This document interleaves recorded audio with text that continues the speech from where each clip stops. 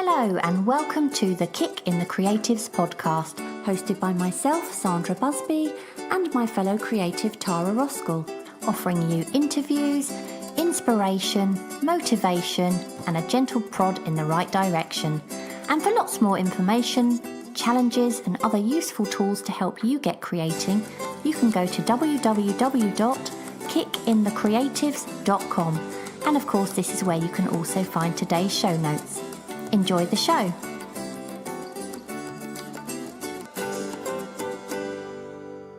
Welcome to today's show, and once again we're recording a little bit more in advance than we would normally because Tara's going away in September. But right now everyone is still in the thick of the August challenges, and there are so many people taking part, and it's been really fun to watch. So as always, thank you to everyone who's been sharing their work with us on social media. Who's caught your eye in the August challenges? Well, loads and loads of people. We've got some really great newbies that have come into the group as well. There's loads now. So too many to mention, obviously, at the moment. But Angela Murphy, she has been doing these lovely sort of paintings on pebbles and sort of like beach stones. Have you seen them? Yeah, she's doing a little thing for charity, isn't she? Raising money, I think, for something. Yeah, she is. And some of them are lovely. And she did this one particular one. Oh, in fact, there's two that have really caught my eye. One's a tree frog, and I've always loved tree frogs. Never ever seen one in my life, only on the telly. But I thought that was absolutely lovely. And she also did this. It's like a close-up of a Labrador nose, and it was so funny. I think that the shape of the pebble was perfect. But she's done like a whole collection of them. They're absolutely brilliant. I've been really, really enjoying those. And we've got Gabriella Pop. She's been doing 31 Animals August. And yeah, she's been doing some lovely sort of loose watercolours, really gorgeous. One of them was like a Dalmatian. And that was fantastic as well. They're all of her stuff I love. And Heather Adams has been doing some gorgeous things as well for 31 Animals August. In fact, all of mine seem to be doing the animal challenge. It's quite popular, doesn't Heather it? Adams has, yeah, she's been doing some drawings. She did one particular drawing which I thought was so good, and it was of an owl's eye. It was just a close-up of an owl's eye, and I thought that was brilliant. What about you? Yeah, I've really loved the work of Deb Sane, and she seems to have a really, really distinct style. It's quite a lot of line work, but then the really bright colours. Really love some of that. Especially, there was one she did the other day. It was a lizard. I think it might be a chameleon. Really like that one. I don't know if you saw that. I do love Deb's saying stuff, and she does some really lovely sketchbook pages as well, doesn't she? Does. And then there's Catherine C. Slater. Oh, she's done some lovely stuff, but one that really, really caught my eye was one a selfie that she did. And she did it over a background. It was kind of a bluey background. And what she'd done was photocopied something that she'd tie-dyed in the past to create that background. And it was just sort of really quite moody, quite a picture.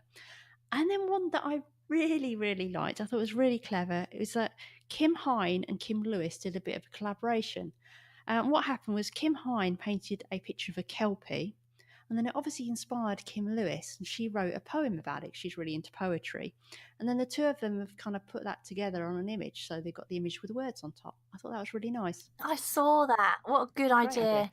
Yeah, we've got some real friendships forming, haven't we, on the group, so good. which is brilliant.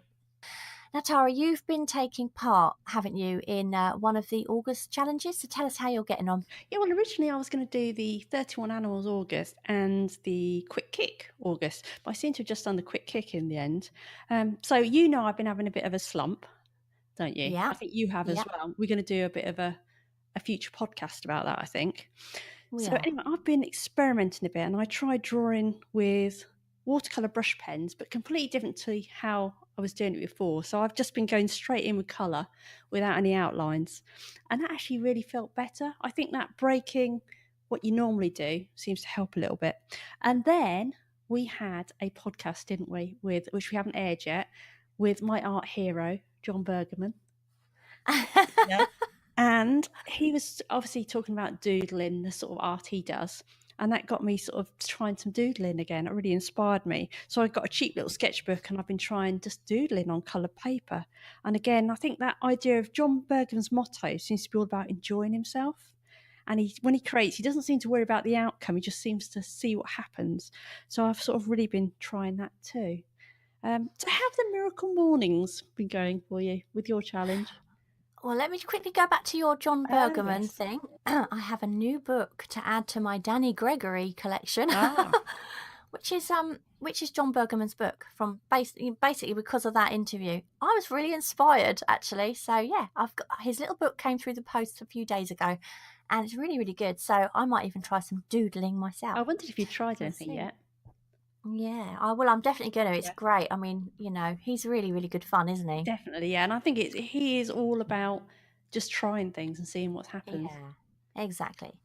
Yeah, early rise August. Well, I have been doing early rise August, and I've been doing it religiously, and I've been using the extra hour to do loads of different things, including working on a little painting, which I'm hoping that I might be able to include as the kick time challenge. Fingers crossed.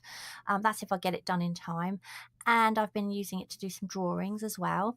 But the miracle morning part, if anyone hasn't heard of that, then just look it up on Google. It's a concept by Hal Elrod, but I'm quite open-minded. But I have to say, I can't help finding it quite amusing sometimes. I still can't quite get my head around the affirmations. So the idea of affirmations is that you convince yourself that you're going to have a fantastic day and that everything's going to be absolutely brilliant. And the problem I find with that is that if something does go wrong, like I don't know, maybe I didn't get round to doing something I promised myself I would. I don't know, if I've said to myself, I'm going to spend an hour in the art studio today, if I don't get round to doing that, I find myself feeling really, really disappointed. And kind of begs the question, doesn't it, that if this is my theory, this is the Brit coming out in me, if you were to start your day with really negative affirmations, Oh, such as no. absolutely everything is going to go horribly wrong today, then surely the moment something goes right, you'll be absolutely ecstatic. See, this is the pessimist view. I've got the pessimist view. You don't want this. No. Now, I'm not suggesting that anyone should start chanting negative affirmations at all. I'm really, really not. But it was just the kind of thought I had, kind of like a reverse psychology. I was just kind of No. thinking out, isn't it funny how when you think everything's going to go wrong and it doesn't, you're like, oh. But if you think everything's going to go right and it goes wrong, it's a real.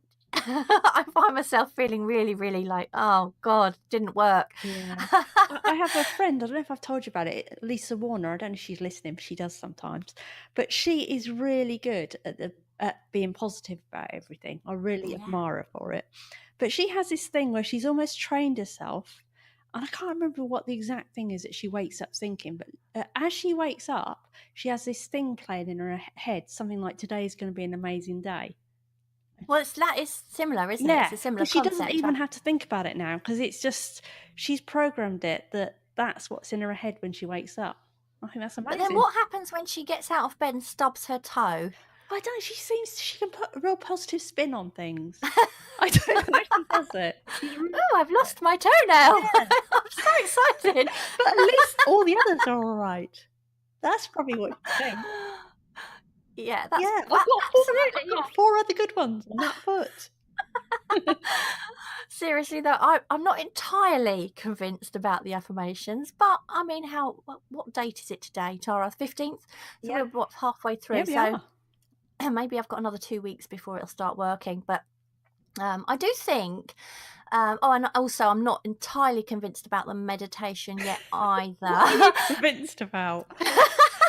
Well, I am having a go. So, Yeah. hats off, I'm having a go. So the meditation thing, the trouble with meditation is that I spend most of my time, instead of being in a trance, thinking, God, there are so many things I could be doing while I'm doing this, or I should be doing while I'm doing this. I think that's normal. I think you just Yeah. got to keep redirecting your mind, haven't you, to try and relax. Where I do find it good is if I am having a stressful situation. Maybe I've spoken to someone who's just one of those people who make you feel uptight or something. It's not me, is it? Yeah, I'm going to go and meditate in a minute. Then I found it useful then to kind of just calm down a bit, when you speak to someone who's really rude or something. I don't know. That is me, isn't it? Well, when I edit back these podcast episodes, sometimes I realise you've said something and it's gone totally over my head. So I don't even think I notice half the time. But getting up that extra hour earlier, it's definitely had a positive effect. I mean, I think I've told you before, I did this last year, so I'm actually 2 hours earlier than I used to be now. But I absolutely hate getting out of bed. I'm literally just not a morning person. But I've never once regretted getting up early, and yet I always regret getting up late. So it makes sense, really, doesn't it? Yeah, especially if you can do something creative, like you said, you've been drawing as well. Yeah. And one of the ways I've made it easier for myself is to stop pressing the snooze button for a start. And that is one of the many good tips that was shared in that Miracle Morning book. And I realised that by snoozing for 10 minutes and then another 10 minutes and then sometimes another, what I'm actually doing is I'm putting myself through that process of waking up over and over again, where as if I just got up in the first place, then I'd only have to go through the trauma of getting up once. So I don't press the snooze button at all now. And also I've started putting my alarm across the other side of the room. So to turn it off, I've got to get out of bed. So once I'm up, there's really no point in getting back in. I've never been a morning person, but I think I'm gradually training myself to be one. Yeah, but that made you miss the podcast that we were going to do, didn't it? The other week. Do you remember? What was that? You texted me. I think it was a podcast we were doing. We were supposed to be chatting in the morning, and you texted me, think it's going to be more like Harper State than 8 o'clock. Oh, yeah. Because you turned off the snooze and fell asleep. I did. That was the first time I tried not snoozing. Yeah. I thought, no, I'm going to press stop instead of snooze. And I pressed stop, and then I woke up and a certain word sprung to mind. And it was like, oh no, oh dear, I have a podcast. But yeah, I was a bit late that day. Anyway, what about you? What is new with you, Tara? Do you know, I don't even know if I've told you about this, but I met... Oh, that wasn't the answer I was expecting. Oh, no, well, I met this very weird, eccentric artist recently. Have I told you about this? No. Her name was Sandra Busby. That's what I thought you were going to say. I thought, what's more important than our meeting? Yes, so to explain it to everybody, you and I finally met, didn't we? And I think we've known each other. I was trying to work it out. We must have known each other for over a year now, I think, online. Yeah. We? And Paul, your husband, had been in touch with me, well, via your daughter is a sort of long way round, but to arrange for you to come as a surprise down to my way and we all to go out in the evening. So yeah, I was really nervous. You had no clue. And I'd been panicking to my partner. And then I think, what time was it? About 5 o'clock? Me and Kevin, my partner, were out walking through the woods with the dog. And I got a text from you saying, Tara, Paul seems to have brought me somewhere in Northamptonshire. That's near you, isn't it? And I thought, she knows. She must know. But you didn't, did you? No, not at all. Not at all. This is what happened from my point of view, because obviously, like you said, I had absolutely no idea at all. Anyway, a couple of weekends before, obviously, all this was going to happen, Paul just said to me, keep the weekend of whatever, I can't remember the date it was now, keep that free because we're going to go away for the weekend. I was like, really? Or where are we going to go? And he said, oh, it's a secret. And he kind of laughed and said, it'll be really boring, really. He said, but just keep that free. And I didn't know, he was trying to throw me off the scent. He didn't want me to get too excited. He just didn't want me to think anything. He said, oh, I'm not telling you yet. And then I kept saying to him, well, where is it? In the end, I finally got it out of him that we were basically going to a spa hotel. And I thought, oh, that would be nice. Anyway, on the way up, there was this sign that said Northamptonshire. And I said, actually, Tara lives in this county. But county being the word I was focusing on here. I mean, they can be it's massive, like where I live, Sussex, it's huge. So we got to this hotel and I thought, I've got to tell Tara were in the same counties, which is when I said to you, Can't believe you didn't guess it. I can't. No, I didn't guess it. Not in a million years, because I wouldn't have dreamt that Paul would have ever got hold of you or known how to or anything, really. And the funny thing was, we went down to the bar and I went and had a little look at this painting on the wall, which was ideal for you, apparently, wasn't it? Because I was facing the other way and you walked in. I had my glasses, my disguise on. Sunglasses. Yeah, I turned around and there you were. And I just, do you know, even at that moment, I still thought it was a complete coincidence and that somehow you were just going out for a drink in a bar. I was absolutely gobsmacked. And I'll tell you what, as if I'm not squeaky enough already, I said to you, didn't I? I'm sure only dogs can hear me at the moment, because I was just so shocked. And I don't think we stopped talking until, from that moment until 1:30. Yeah, 20 to 2, 1:30, something like that in the morning. Yeah. So yes, we met and it was great, and we're meeting again, aren't we? Yes, I'm a bit scared about the next meeting, because we're going to have a creative day in London, I think, aren't we? We're going to do some bonkers things around London. We're going to do some sensible things. Yeah, we're going to meet up again, so that'll be really, really cool, and probably beginning of October, something like that, I think. Yeah, either end September, beginning October, before it gets too cold. Yeah. And the other news is that Tara and I have finally finished the first draft of our children's book.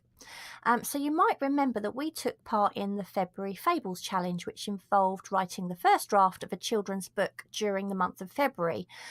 We did it a little bit differently though, didn't we, Tara? So we did a co-written book where what we did is that one of us would write 250 words and you had to stop dead at the 250 words, even if it was mid-sentence, and then we'd send it to the other one and then they'd add theirs, and so on. It worked quite well because I think maybe our imagination is fairly similar, isn't it? I think you write more elaborately than me. No, in a good way. Yeah, you're more to the point, aren't you? And there's probably a good halfway point between the two of us, really. I think you're right. Yeah. But I think it's taken us 6 months, hasn't it, to do rather than 1. Of course, the challenge was 1, but because we have all this kick in the creative stuff to do, which is a lot of work, actually, isn't it? We couldn't do it in a month, but we did really want to. We stuck to the 250 words pretty much every week. I think we've each done 250. I think we might have missed 1 week or 2 weeks or something, haven't we? I think it was maybe when you were in France or something. I don't know, but it is now at 12,703 words. And it's finally ready for the first edit. So yeah, we've got our draft, and yeah, just got to start editing it. And actually, this might be the perfect time to mention that we have got indie author Joanna Penn on the show very soon. So all of you writers out there might want to listen out for that one. And yeah, maybe she can give us some advice on publishing. Yeah, I mean, she is so driven. I remember speaking to her before, and she's just amazing. The amount of stuff she can get done, so creative, but also a real business mind. So I think whether you're just looking to sort of write creatively or you're looking to get your work out there, she should have some really good tips. Oh, yeah. And I'll tell you what, she's the first woman I've heard, because she's got her own podcast, that's as excitable and as squeaky as I am. She's not that excitable. No. So it could be, you might want to wear earplugs when you listen to that one. Yeah. No, she's lovely. I can't wait to talk to her. I'm really excited about that. Anyway, shall we go on what today's episode I think about? Yeah. Well, since we've been blabbing for ages. So today's episode is all about creating for commissions versus creating for joy. So do you love them or do you hate them? And when we say commissions, we're not just talking about the ones that you get paid for. It's the ones where you get, I'm not going to say forced, but when you get asked to create something specifically for someone. So that could be either for payment or it could be when your friends and family ask you to do something. So we've been thinking about doing this episode for a while, but really it's come to a head because you're working on a commission at the moment, aren't you, Sandra? I am, yeah. And I know you've been Um, struggling with it a bit, so you've got a pretty strong opinion about this as well. yeah, this could be a bad time to have this episode. Yeah, I have. Obviously, there is something lovely about being asked to do a commission. I mean, after all, it means that somebody loves your work so much that they want you to do it for them above everyone else. And that's such a lovely feeling. But it's really easy to say yes to a commission, even when sometimes your answer really should be absolutely no chance, no way, not on your Nelly, which is what mine should have been this time, to be honest. Yeah, I mean, I think it's important to only take commissions that are right for you and only take them when the timing is right as well. So, we're going to talk about our experiences so that you can learn from our mistakes and hopefully get the balance right. So, one thing to consider is, are you actually ready to take on a commission? So when you first start drawing and painting, you get really excited when someone asks you to, to do something for them, and you might actually be able to charge for it. That's absolutely amazing. The problem is you've probably got no idea what to charge, and you're not quite sure if you can actually, produce what they want, when they want it as well. You just say yes because you're so pleased to be asked. Yeah, and I think one of the most important things that you should understand is that you should only ever take on a commission that you're comfortable with. I'm not saying that you shouldn't stretch yourself at all, because commissions can be really, really good for that purpose. But if you're someone who paints mainly still life and somebody asks you to paint their house or a landscape, then you might be wise to turn them down. I mean, there's nothing worse than a failed painting to crush your confidence. And when the pressure's on, it's even worse. And if you don't enjoy the process, then I guarantee it'll only show in the end result. So if in doubt, leave it out. Oh, what a lovely little rhyme. Actually, I got that from my mum. That's what she Does says. she? So, from a graphic designer's point of view, obviously when you do graphic design, you work in an industry where you're always working from a client's brief, unless it's something you're doing yourself, and it can be a bit soul destroying, especially if it's a type of work that doesn't necessarily inspire you, and that's just the same as commissions, really. So, I've always done personal projects to try and counteract this. So, for example, I've done work for companies that's really, really uninspiring, like creating packaging for smoke alarms and fire extinguishers. And it's really hard to get excited about them. But, it pays the bills, so you do it. The problem is that if you do too much of that sort of stuff, you end up hating what you once liked, whether that's drawing, design, or whatever it is. So, whenever you take on commissions, only take it on if you feel comfortable with the subject or if you really need the money. The same could be said of a freelance job like design. Ideally, you try and find work that fits your passion, and that's if you still like what you do. Tara, you mentioned spending time on personal projects alongside a commission. So what kind of things do you mean? What do you mean by that? Well, sort of personal projects to me, it's something you could do. It's your own, a little project you set yourself. So it could be something to build a portfolio or a side hustle or just something that fulfills you creatively. So in my case, throughout my career, I've regularly had personal projects because my career didn't really fulfill my creativity and my creative need. So these were things like creating a cartoon book or creating characters, learning 3D and coming up with product ideas. I'd try and license those as well. And of course, kicking the creatives. That's our personal project, and I'm really Yeah. passionate about that as well. But all these things are things that, I love and, inspire me creatively, whereas the design work didn't necessarily do that. So I needed to balance out the two. Yeah, I mean, when I'm on a commission, really what I need is to have something, else going along the side, even if it's just drawing. But the problem I find with this is sometimes finding the time to do both. But if you're not enjoying a commission, then you've got to make time for something else. Otherwise, you might find yourself really struggling to get back in the studio once you're done, because it can just drain your confidence. Now, you mentioned to me that commissions are good for stretching yourself. So, what do you mean by that, and how far are you actually prepared to go? Okay, so for example, last year I had a couple contact me from Massachusetts, and they'd seen my marble paintings online, and they wanted me to paint some marbles for their apartment wall. Anyway, they sent me the size that they wanted, which I assumed was in centimetres. So there I was, sort of looking at this, thinking, "Oh yeah, that'd be great," because I love painting marbles. Really enjoy it, and that the sort of what they were sending me was a size I was very comfortable with. Until I realised what they were actually telling me was in inches.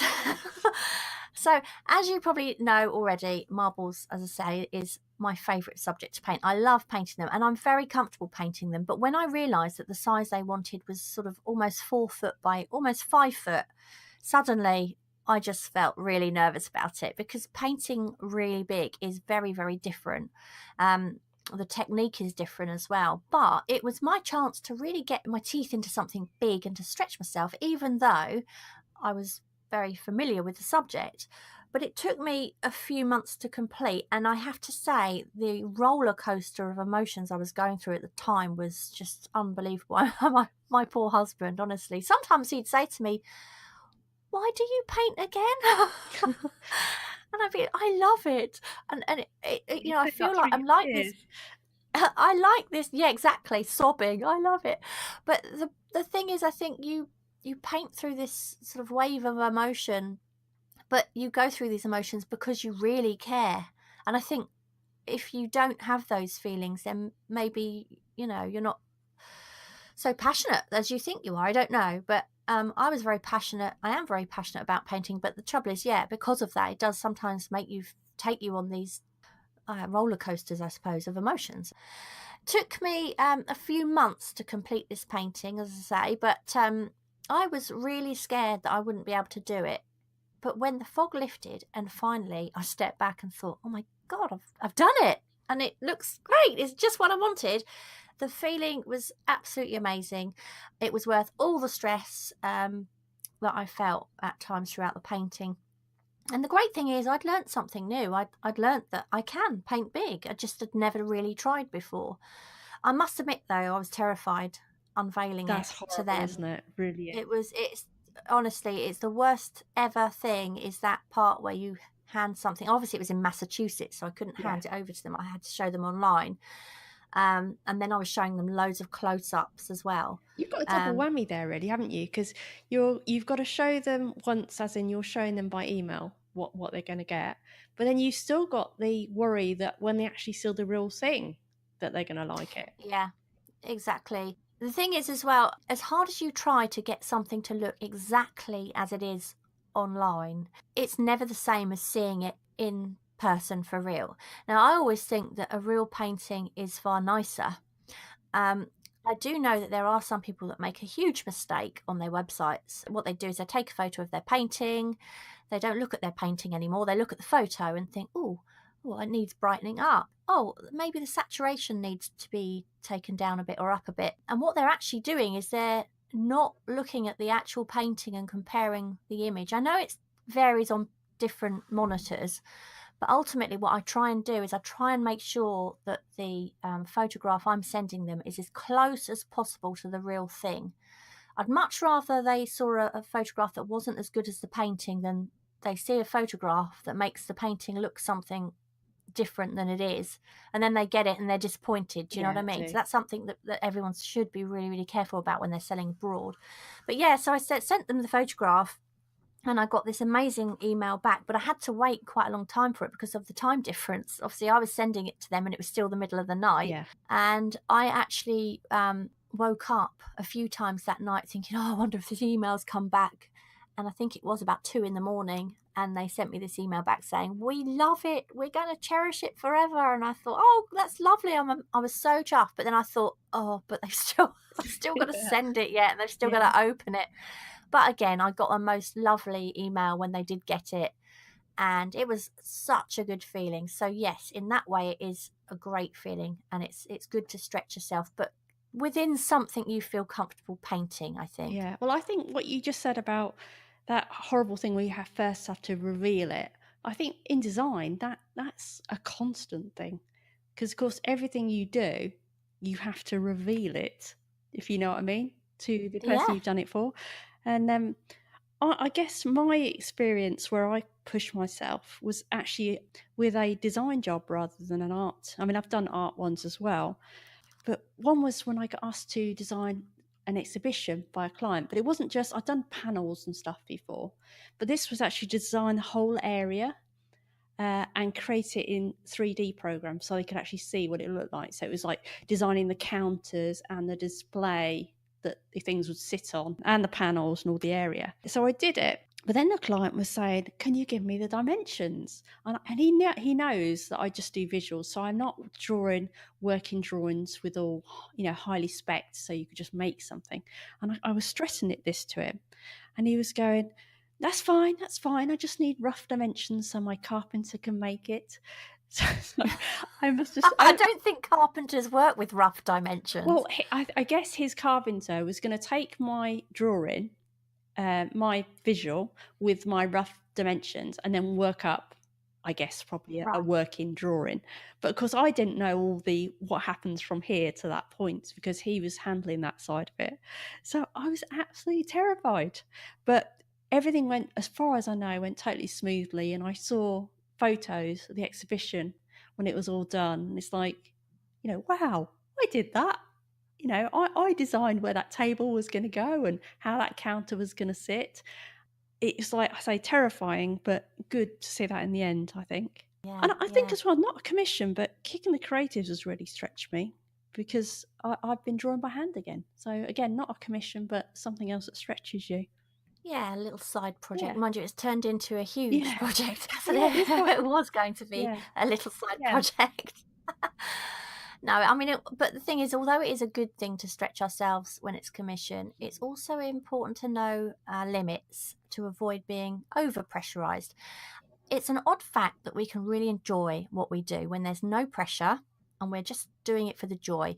And yet, if we're doing exactly the same thing, but either for a commission or to sell in another way or show somewhere, it can really kill the joy. And the added pressure that it has to be great can be crippling. And if you really want to do the commission, but you're also worried it won't be what they want, then there is one way around it. So if it's something you really think you might enjoy, then tell the clients that you'll do it. But if they don't like it, they don't have to pay for it. In other words, you keep it, and they don't have the painting. But it's that way you've had a go at what you think you'll enjoy. You've stretched yourself, but there's no pressure involved at the end. You're not thinking, You've got to get out almost, haven't you? exactly that. Yeah. Another thing you could do is tell them that you're not ready to do the commission yet, but tell them that. Tell them when you feel ready, you'll let them know. And that way, if they want to go somewhere else, then they can. But when you feel ready, they may still want you to do it. Yeah, I think it's really weird how a commission can change a dynamic of something. So Yeah. you probably remember I was doing those 10-minute sketches for one of our challenges. I can't remember which month it was. You remember, don't you? I was doing the 10 watercolor, minutes. Yeah. yeah. And Yeah. and I was really enjoying it until I decided I was going to try and sell them. I wasn't going to sell them for much because they're only these little 10-minute things, and basically it was just to get rid of all this pile of sketches I was doing. So I started putting up these pictures of, it was like animals and also some faces on a website to sell, and I can't remember, I was putting them for $10 or $20, something like that.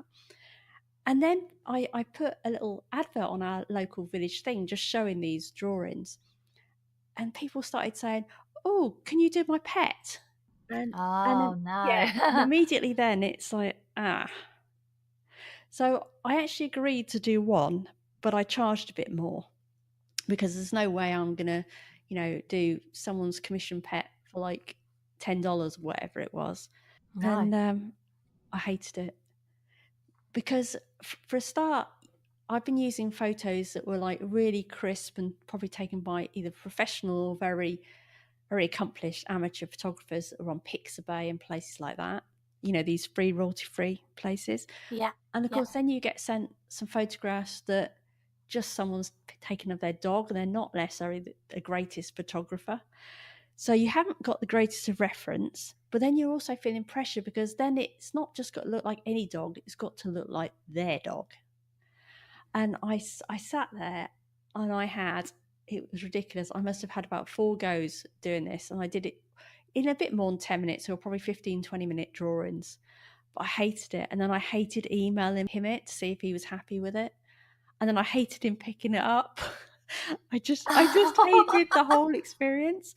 And I think that probably caused some of my slump. So it's, I've had a bit of an art block since then. It's almost like that worry about that drawing kind of put me off it, which sounds crazy, but I'm sure it did. I don't find that surprising at all. My sketchbook I've got, there's a point, because I think I dated everything that I drew, and most things are fine, and then you get to one page and the sketch is beyond terrible. It's just really, really bad, or at least I thought it was. And it's interesting because I didn't draw in it for at least, I think it was 3 weeks. There was a 3-week period between that drawing and the next. And I just completely stopped. And there was that one thing I thought was terrible. And it was almost like it frightened me. And I thought, I can't do this. So I was terrified to do it. I was terrified to open it up again. But interestingly, when I went back to it 3 weeks later and I looked back at the sketch, I thought, there's nothing wrong with it, really. Isn't that It's weird? not my best. Yeah. It's not my best, but it's nowhere near as bad as I'd built it up in my head to be. But it's so true that when you do come to that one of those where you're just not happy, it can send you into a spiral of self-doubt, which is dangerous. Yeah, I mean, I've been drawing stuff.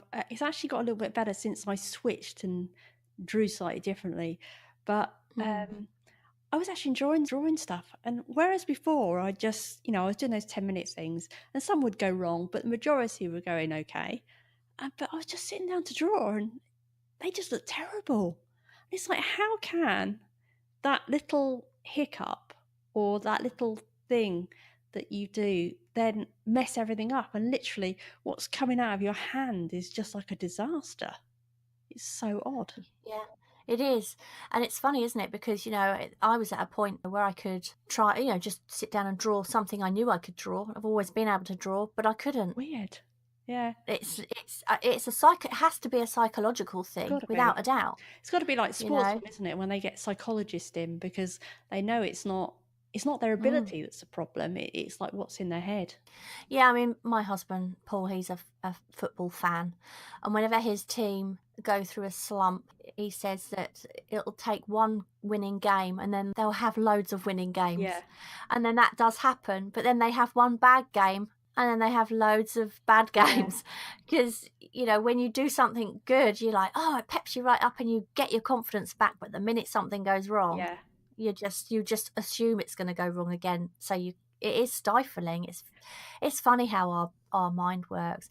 But I mean, what's always worked best for me is to paint what I love to paint and then put it up on my website. And if it sells, then obviously great. They've already seen it, so they know exactly what they're getting.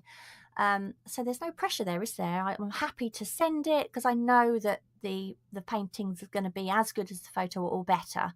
So I'm always happy to do that. But commissions are just so different. And the problem, I think, with commissions often starts at the very, very beginning when you're trying to establish, exactly what it is they want. And it's so important to get as much information as you can from them before you go anywhere near a canvas. So make sure that you establish their budget, first of all. Get that out of the way straight away, because it's the worst thing to approach is that subject. Nobody likes to talk about money, but ultimately you've got to. Otherwise, you could end up spending a whole lot of toing and froing with emails only to find that the price they had in mind was way, way off. And this has happened to me before. When I did that big 5-foot marble painting, somebody else had seen it and they said, oh, we really, really want the same sort of thing, same sort of size. I said to them, look, this is what this one costs. We'll go through what you want because it depends on the composition. It depends whether you want reflections on the base or shadows, because it can either be more complicated or not. Do you know what I mean? And I said, but this is, as a rough guide, this is what this one was.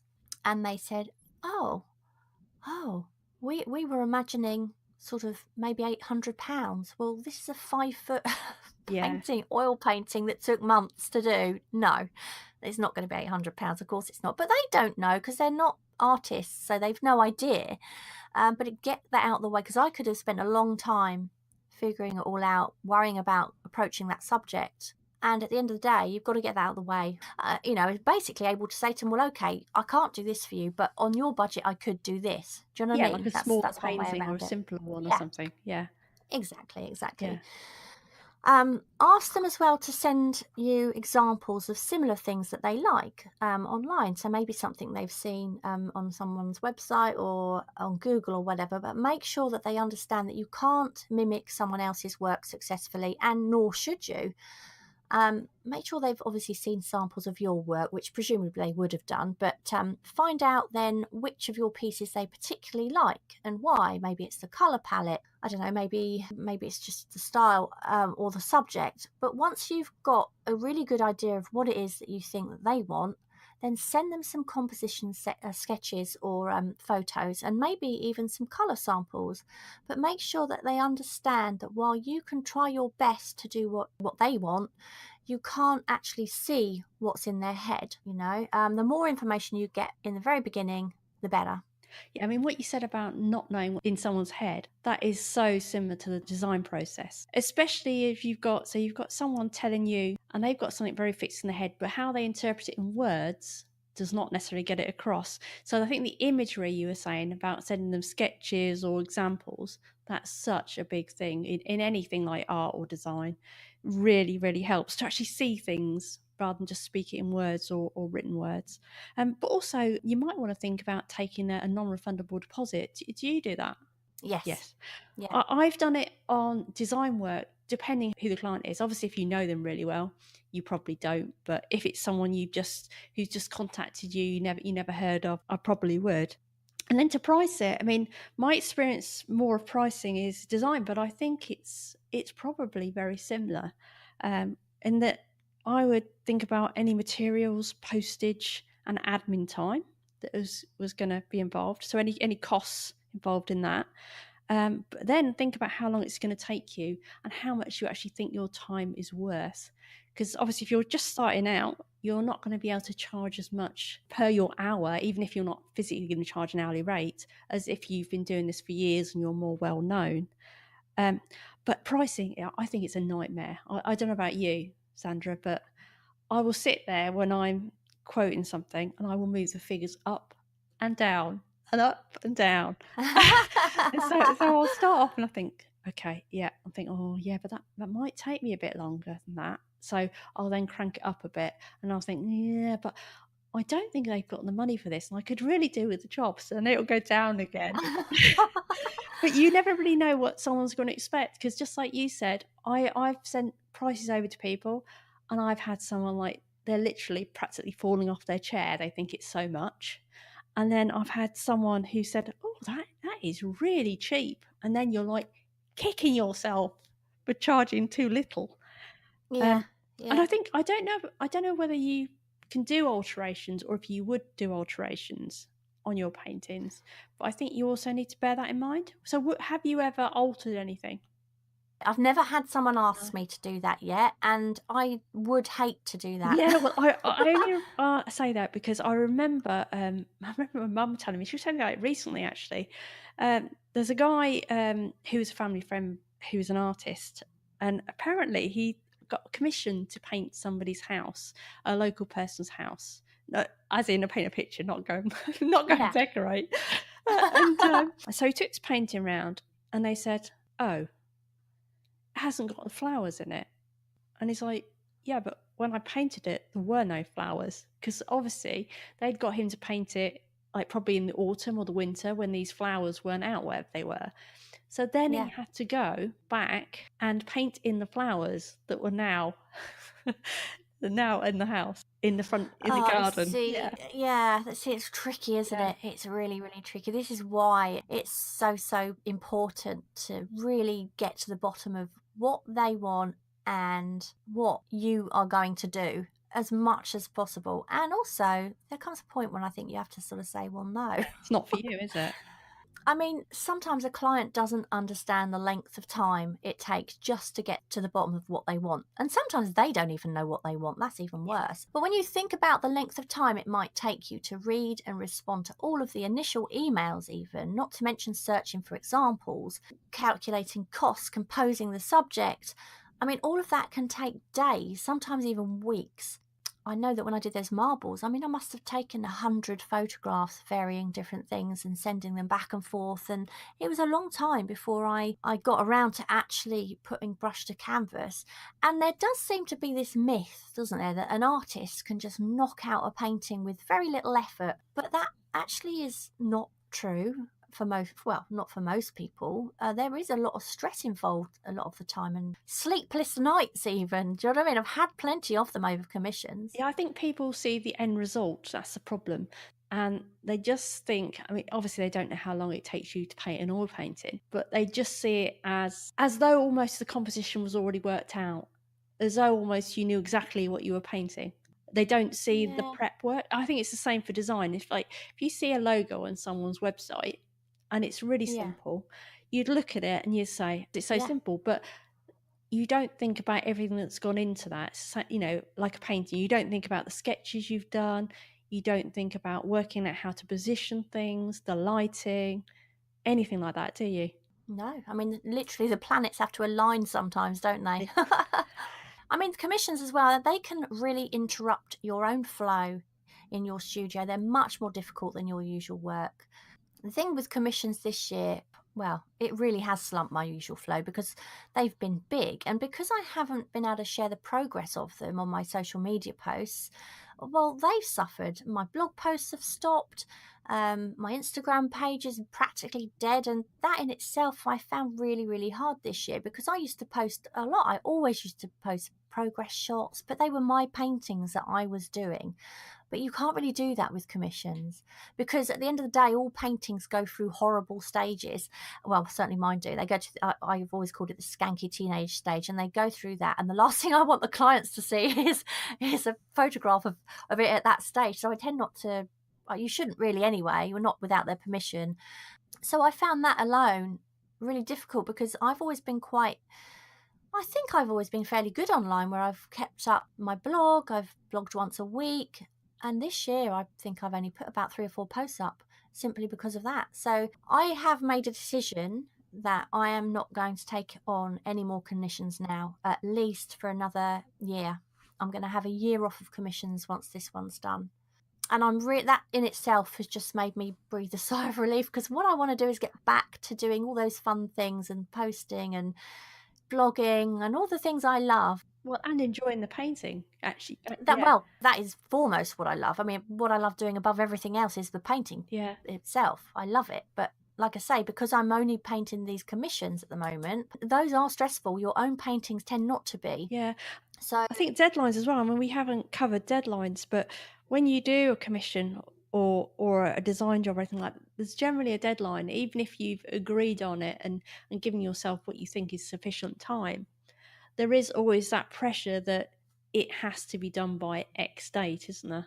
yeah, absolutely. Yeah. So, you need to bear that in mind because obviously if you're not feeling good, like if you are having a slump, you're still going to have to try and paint if you've agreed that time, even if it doesn't feel right to you. So need to build in, I think, a bit of an extra buffer for time in that sense. Yeah, I mean, I've always been quite careful with saying when I can do something. I'll always add on about 3 months.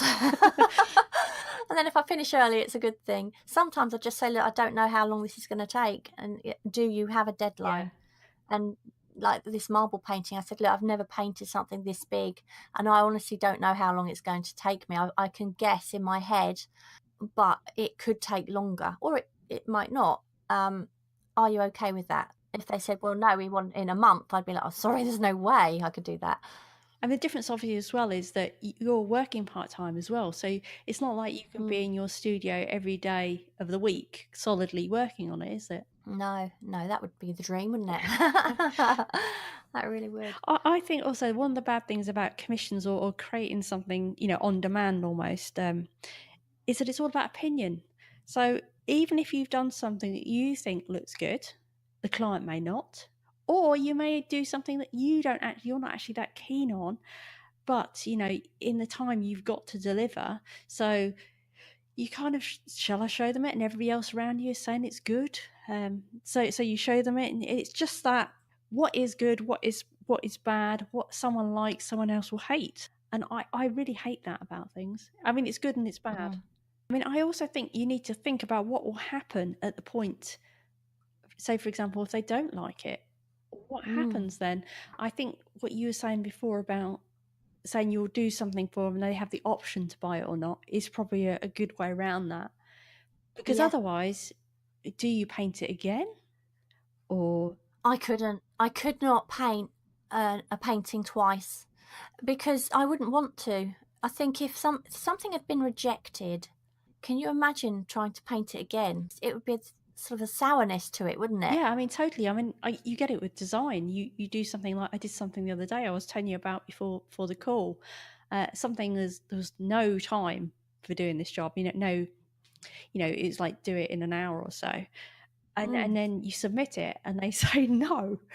But it's not like no, tweak it. It's like no, don't like them, and then it's like, well, do I do it again, or do I say sorry? I'm going to have to say this is not for me. It's that horrible position, isn't it? Yeah, I mean, it hasn't happened to me yet, to be honest. No, I've never had someone say to me, I don't like what you've Yeah. done.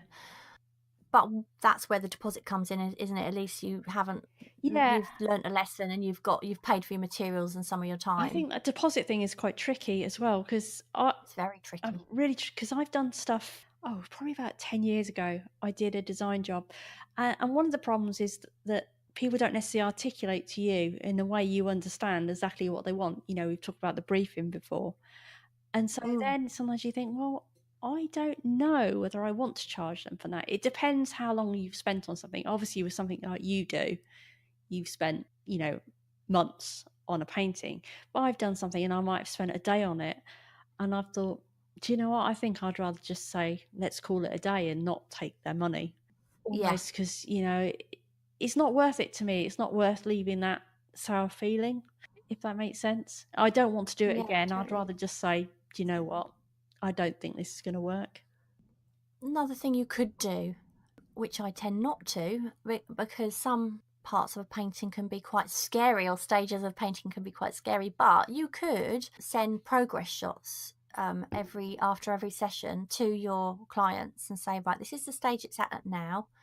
Just so you know, are you happy with the colour? Or, do you know what I Yeah. mean? That kind of thing. But the only problem is they could get a bit scared because, like I Yeah. said before, some paintings often start out quite Yeah. cartoon-like in a way because it's just a map.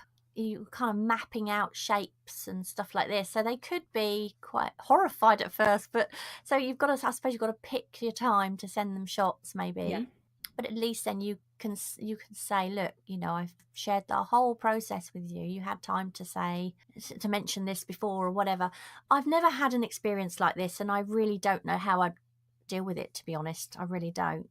Yeah, it's a tough Yeah, one. It's difficult.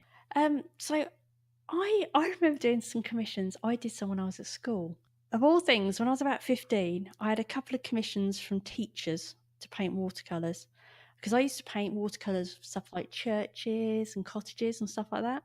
And I remember all of the teachers once commissioned me to paint a leaving present for someone in the office. Can you imagine how daunting that is when you're 15? I got sent up to the staff room. I remember my teacher saying, "Can you go up to the staff room and ask for?" I think it was a deputy head or something. He goes, "You're not in trouble." And I remember going up there, and they basically commissioned me to paint this leaving present. And I'm like, "Well, how much do you want to spend?" And they go, "Oh, whatever." And it's just sort of, "What do you want me Oh to paint?" God. "Oh, it's up to you." And I remember doing this, and so her son was actually in my year at school, so I was asking him, "What does your mum like?" And I think I ended up painting. I think they were actually moving, so I think I painted their local church or something, or a scene with that in it. Oh, I remember having to take it up to them, and horrible feeling. And then there was another one where a teacher bought one of my paintings that'd been in the art room hanging up, but then she wanted me to paint a house that she used to live in. So I remember sitting outside and painting this house, and I was absolutely terrified about taking it to her. And I took it to her at home, and I remember taking it round, giving it to her, and I thought, she doesn't like it. When you see someone's face? It's like when someone opens a pair of socks at Yeah, Christmas. exactly. Well, Oh, I love it. I'm sure these were socks that I gave to her, and she kind of, but she agreed to pay for it and everything, because obviously it wasn't that expensive, I was at school. But No. it's like I just felt so bad, and I was so wishing I hadn't done it. And I think the same is the same if you're doing stuff for friends and family. That's really tricky. And my gran, she used to ask me all the time to paint watercolors for her and her friends, And she even used to do it after I'd stopped painting watercolours. So I'd gone to art college. I no longer did that sort of painting. And I remember once she really wanted a painting doing. So I took one out of a shop I had one in I was trying to sell. And I think I just gave her that one because I could not bear to paint one. Do people still ask you now in your family? No. Oh, my mum asked me to design her golden wedding invitation. And I felt so bad because I really did not want to do it. Not because obviously it's my mum's golden wedding, but just because I don't enjoy design much. And because it's my mum and dad, there's also that pressure, isn't there? Where it's Well, I don't know, because they love everything, I think. I think mums and dads just love everything. Well, mums definitely. Well, I don't know, because sometimes my mum doesn't like my stuff. Sometimes she really likes it, and she tends to like the stuff I don't like. She doesn't. That's interesting, isn't it? That's quite often the case. What you like, somebody else doesn't, and then what you don't, somebody else does. So yeah, I didn't really enjoy doing that very much. It's funny because we were talking about sketching, and some sketches I just don't post, and you always say, why don't you why don't you post your sketch? I'm like, oh, because it's rubbish. And then I texted you one of them, didn't I? And you really liked it. Yeah. I don't think you. And yet some of the stuff I like, you might not like as much. It's funny, isn't Well, it? I really like quite loose sketches, and the ones you've done were really loose, and I loved it. Yeah, and I don't know why you don't share it, but I saw Shelly Hicks, on Instagram. I can't remember what her handle is. Might just be Shelly Hicks. But she'd put this thing on there saying about how now with Instagram, it's always that when you share something. And she was talking about how it was different now we share things, how we do, whereas in some ways it's good because you've got an audience, you've got a group of people, like-minded people, but then there's always that thing where you could get criticism and you feel like you're putting yourself out there. But yeah, she was talking about that a lot, so go and have a look at that. Going back to what you talk about your school, yeah, about being terrified and all that. I mean, that might have just been down to a lack of confidence in your work at the time. I mean, she might have actually liked it.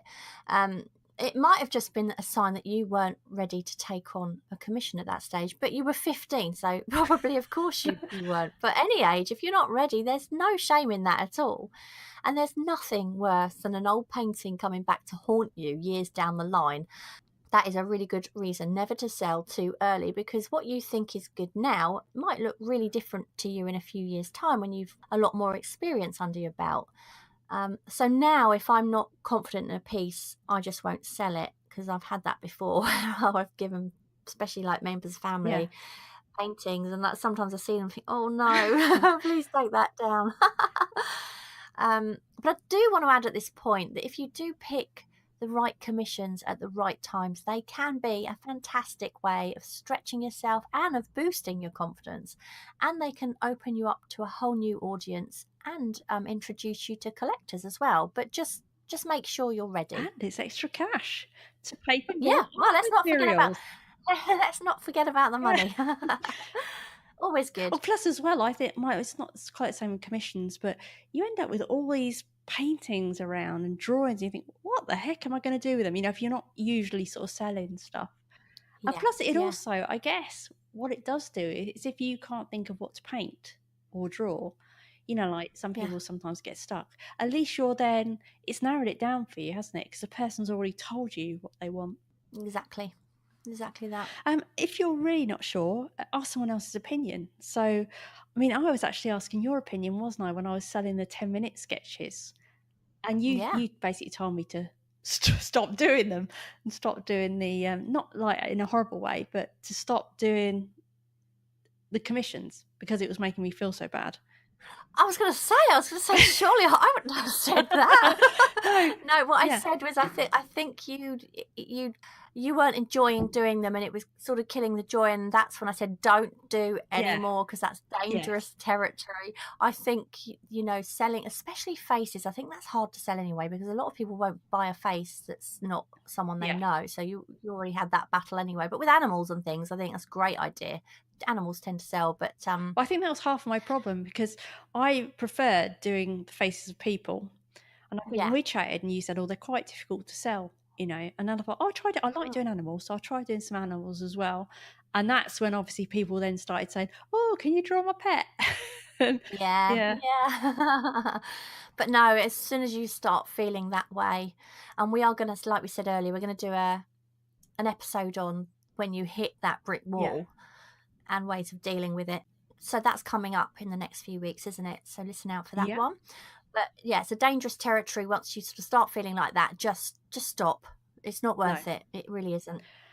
So we need to now read out, I think, the answer to the previous question, don't we? Or we'll say what the question was first. So what do you listen to while you create?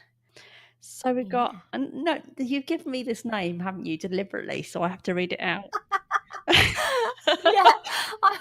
Do you know what? I thought I opened this up to check that you hadn't taken it off of yours and put it onto mine, because I was going to put it back onto yours. Very much. Okay, so Mama Shag, Dodgers, classical Christian movie soundtracks, MLB. I don't know what MLB is. Do you? No. Spotify or Amazon. Then we've got Nikki Peckham. She says, usually whatever zombie apocalypse, adventure movie or car program my husband is watching on TV. Not the most inspiring creative sounds. Now that did make me laugh because I really wasn't expecting zombie apocalypse. Then we've got, is that Siobhan? I never know how to, Yes, Siobhan Kathleen McFarland. She says, most of the time I'm trying to listen to whatever I am watching on Netflix, but I usually end up listening to my son and dog chase each other around the house.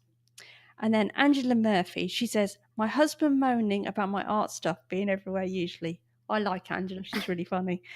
And then we've got Mumsy Savo. She says, himself wanted to know how long I'll be. So again, I think she's her husband moaning again. And then this is the best one. This is my favourite. Lynn Vallon's podcasts like yours, classical music or audiobooks. Oh, yeah, that's our favourite. Actually, we've got a lot of listeners now. It's been lovely. We've had some lovely messages as well, which has been great. I have got Harbina Macney. Is that right? I don't know. Yeah, it's an Instagram name. Coldplay. My husband loves Coldplay. Kim Hine says Spotify music. Just lately, I'm enjoying Leanne Womack. You know, Spotify is great, isn't it? Oh, look, you can get podcasts on there now. Ours is on there. Yes, it is. Yeah. Yeah, and I was showing it to my dad recently because he came around. He was saying about this CD he just bought. I said, Dad, you really don't need to be buying CDs anymore. We got Spotify, and I said, it'll play you anything. And he said, no, it won't play. You won't play anything. And what about blah blah blah? And he gave me this song from about 90 years before Christ, I think. And it found it, brilliant. And he played it, and he couldn't believe it. He couldn't believe it. Subscribing? I doubt it. He likes his CDs because at the end of the day, Spotify is only, it's just you're paying for a license to listen to the music as opposed to buying the music, aren't you? And he likes to have something that he's bought it, which is fair enough. But it is good. I love Spotify. Then I've got Christy Criswell Neff. It depends on what I'm creating. If I'm working on a seascape or mermaids, I'll listen to ocean sounds. If it's something with lily pads and fairies, it's usually rainforest or cricket sounds. Right now I'm working on a series of jazz players. So jazz, Frank and Michael Bublé, or whatever Alexa chooses for me. When I'm creating just anything for relaxation, I choose songs by Yellow Brick Cinema. Music definitely sets the stage and helps drown out all of the everyday things that my mind keeps wandering towards. Creating is how I deal with stress and all that jazz. I've got my jazz hands going now. I think that's quite a good idea. Actually, I never would have thought of listening to ocean sounds while painting the ocean. What a great idea. We have a brand new question for you. And the question is, what is your favourite art quote and why? So what is your favourite art quote and why? Do you know what? I think we should expand that. And so it should be, what is your favourite creative quotes? Then all the writers and crafters and everybody can come in on that as well. Absolutely. And I'll tell you what my favourite one is. Actually, and I haven't written it down on my notes. It's just sprung into my head that maybe I should say this one. And I've used this a lot. And I can't remember who said it either. I've got to look it up. But the quote was, in order to be good at something, first you have to be willing to be bad at it. And it was some famous art person said that. And I love that really quote. Thank you. I know that but it's so true. It's so true. You've got to understand that you're going to be bad before you get Yeah. good. It's like the old 10,000 hours thing, isn't it? Yeah, I wonder if that's actually true. Oh, they have done tests on it, but Have they? but I can't remember what the result was. And Malcolm Gladwell, there's a book. I have read it, but I can't remember. I can't remember the answer. So I'm just as helpful as you. So hang on, you read a whole book on the subject, and the answer is ultimately yes or no, and you don't know the answer. Do you know, ever since we started this podcast, I seem to be spending a fortune on books. That's the trouble. Have you read them? Well, I read The Miracle Morning. Yes. Yeah. And we did the Danny Gregory interview, didn't we, recently? And I ended up, because I bought one of his books I didn't have, and now John Bergerman's book. It's costing me a fortune, this podcast. Yeah, I bought some of Danny's, actually. That Peanut one, to do a bit of research. Yeah. Have you bought that yet? It's only on Kindle, though, and I like something I can actually sort of touch. Do you know what I mean? I'm not very good with Kindles. They're not quite. I don't find them the same. I want to have a book on my shelf. Well, I used to be like that, but then when your eyes get bad, it's easy because you can blow it up to like massive text. Yeah, which you you did that once on the podcast notes, didn't you? At the moment, all my bits are really large. Tara did some editing of the podcast notes once, and when I brought it up on the screen, it was like, I don't know, the font size was like 22 or something. It was like 3 words. Yeah. Oh, that was funny. Anyway, yes, let's get back to what we were saying. Question. If you want to answer our question, which we hope you will, you can tweet us your answers at Kick Creatives or let us know in the Facebook group. So if you haven't joined there, it's just Kicking the Creatives Facebook group. We'll also put the question up there and on the Facebook page, and of course on our Instagram, which is also Kicking the Creatives. Yeah, and don't forget to pop over to our website at kickinthecreatives.com to find out how you can take part in some of the up and coming creative challenges, and also there you can subscribe to the podcast, which means you'll never miss an episode. Is that it then? Do you think? Anyway, that's it. All right. Well, see you next time. Okay. Bye. Take care. Bye. Thank you so much for listening. We hope you enjoyed the episode, and if you did, perhaps you'd like to share it and leave a review for us on iTunes. Back soon.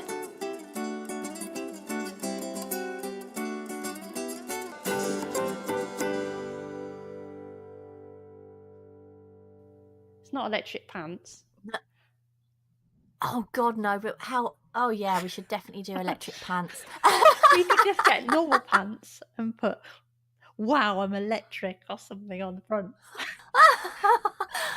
Oh, well, I thought you'd like some Daft pants, considering your pants have got dogs on them. Shh, my mum won't listen.